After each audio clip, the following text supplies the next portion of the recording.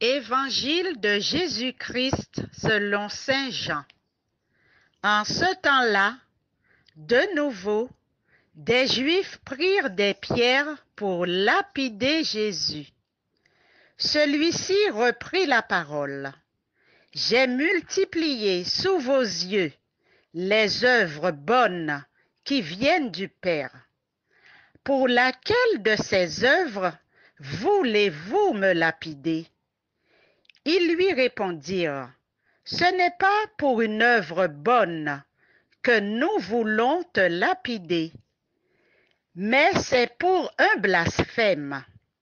Tu n'es qu'un homme, et tu te fais Dieu. » Jésus leur répliqua, « N'est-il pas écrit dans votre loi, j'ai dit, vous êtes des dieux ?» Elle les appelle donc des dieux, ceux à qui la parole de Dieu s'adressait. Et l'écriture ne peut pas être abolie. Or, celui que le Père a consacré et envoyé dans le monde, vous lui dites, tu blasphèmes, parce que j'ai dit, je suis le Fils de Dieu. Si je ne fais pas les œuvres de mon Père, continuez à ne pas me croire. Mais si je les fais, même si vous ne me croyez pas, croyez les œuvres. Ainsi, vous reconnaîtrez, et de plus en plus, que le Père est en moi et moi dans le Père. Eux cherchaient de nouveau à l'arrêter, mais il échappa à leurs mains.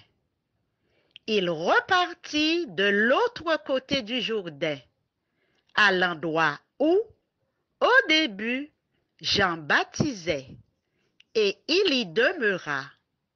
Beaucoup vinrent à lui en déclarant, « Jean n'a pas accompli de signe. » Mais tout ce que Jean a dit de celui-ci était vrai. Et là, beaucoup crurent en lui. Acclamons la parole de Dieu. Frères et sœurs, en ce vendredi de Carême, j'ai la joie de partager avec vous quelques phrases que j'ai entendues qui me font bondir d'espérance. Confinés, mais pas isolés. On est à distance, mais on reste proche. Chacun chez soi, mais non chacun pour soi. Il me semble que chacun est appelé à discerner ses actes, ses gestes et ses paroles. Le discernement. Une thématique qui est en consonance avec le temps du carême, puisque l'épreuve du désert, du confinement, est précisément pour nous apprendre à nous connaître, à éviter le piège des tentations et à marcher dans les voies du Seigneur. Il échappa à leurs mains. Amen.